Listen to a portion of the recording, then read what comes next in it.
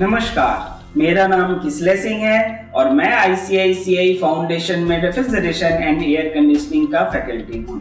आज मैं बात कर रहा हूँ हीट मेजरमेंट की और कंफर्ट टेम्परेचर। आज के हमारे इस क्लास का ऑब्जेक्टिव है कि हम जानेंगे कि हीट के कौन कौन से यूनिट्स होते हैं, किन किन यूनिट्स का इस्तेमाल हम रेफ्रिजरेशन एंड एयर कंडीशनिंग के फील्ड में करते हैं और हीट को हम किस तरह से मेजर कर सकते हैं। इसके साथ ही हम कंफर्ट टेम्परेचर के बारे में भी जानेंगे कि ह्यूमन बॉडीज किन टेम्परेचर्स पे कंफर्टेबल फील करते हैं। तो अब हम बात करेंगे हीट मेजरमेंट। जैसा कि आपको इस डायग्राम से स्पष्ट होता है कि हीट के मुख्य दो यूनिट्स होते हैं, BTU एंड किलो कैलोरीज। हमारे देश में हम किलो कैलोरीज यूनिट का इस्तेमाल हीट को मेजर करने के लिए करते हैं।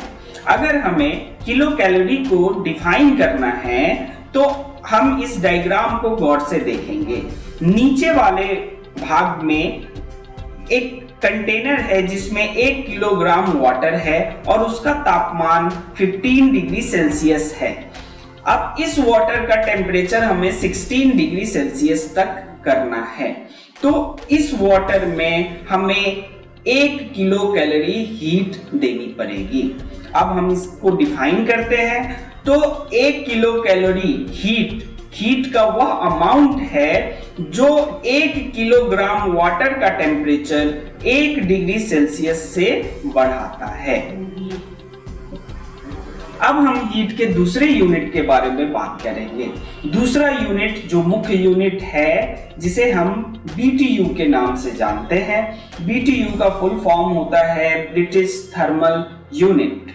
तो ब्रिटिश थर्मल यूनिट हीट का वह अमाउंट है जो 1 पाउंड वाटर का टेम्परेचर 1 डिग्री फ़ारेनहाइट से बढ़ाता है।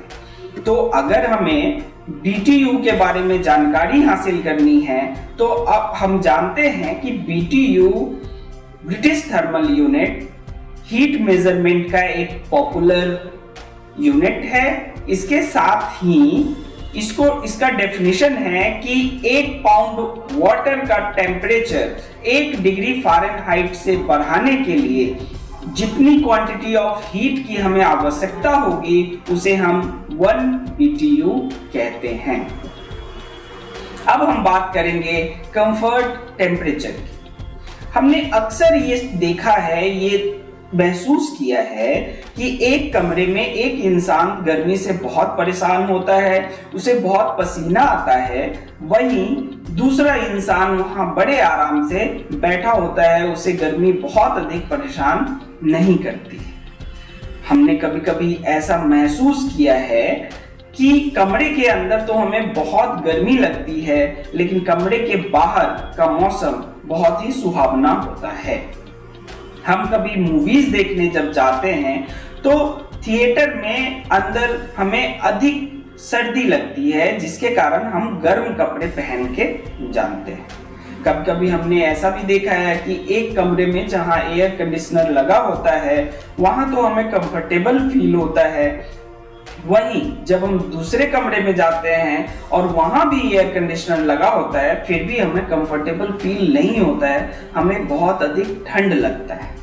ये सारी चीजें हम सोचते हैं, हमने देखा है, हमने महसूस किया है, लेकिन क्या कभी आपने इनके वजह के बारे में सोचा है कि ऐसा क्यों होता है?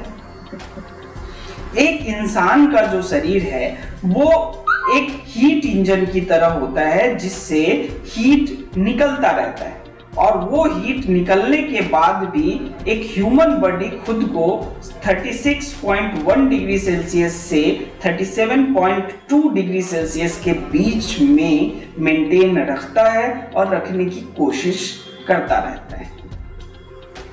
बहुत सारे कंडीशन को ध्यान में रख के कि हमने क्या पहना है, हमारा स्वास्थ्य किस तरह का है, बाहर वातावरण का तापमान क्या है, वातावरण की क्या स्थिति है, आर्द्रता क्या है, ह्यूमिडिटी क्या है, उसके बाद ये निकाला गया साइंटिस्टों के द्वारा कि एक ह्यूमन बॉडी 22 डिग्री से 24 डिग्री सेल्सियस के बीच में खुद को सबसे ज्यादा कंफर्टेबल फील करता है। तो आज के क्लास में हमने हीट के अलग अलग यूनिट्स के बारे में समझा, उनको डिफाइन किया। इसके साथ ही हमने टेम्परेचर और क्वांटिटी ऑफ हीट के अंतर को भी समझा और ह्यूमन कंफर्ट टेम्परेचर के बारे में भी जानकारी हासिल की। धन्यवाद।